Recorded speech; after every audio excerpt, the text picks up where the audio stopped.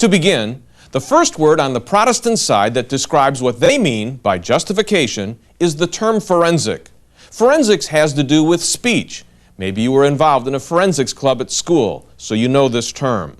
The reason why Protestants label their position forensic justification is because their ultimate basis of justification is the spoken declaration of God.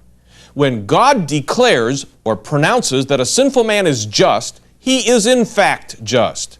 The Protestant position is based on the scripture passage of Romans chapter 4, where the Apostle Paul appeals to Abraham to prove his point of justification by faith.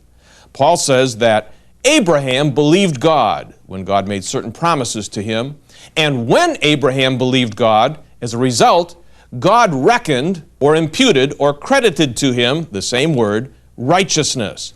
That is, God declared Abraham's status to be as one who was at that moment standing righteous in God's sight.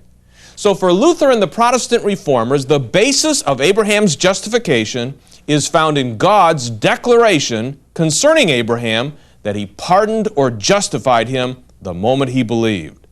Forensic justification, then, is a declaration, an act that God does outside or apart from man.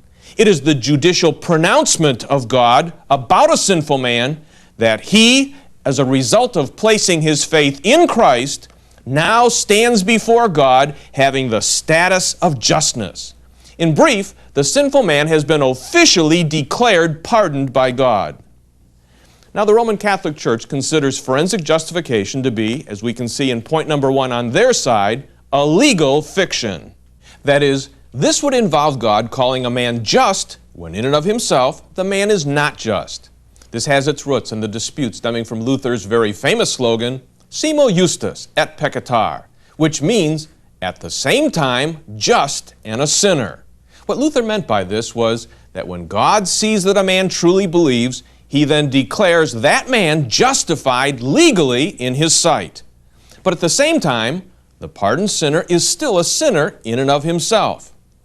Catholicism objected to this, believing that God will not declare a man to be just until after a man works in cooperation with God's grace and has become just.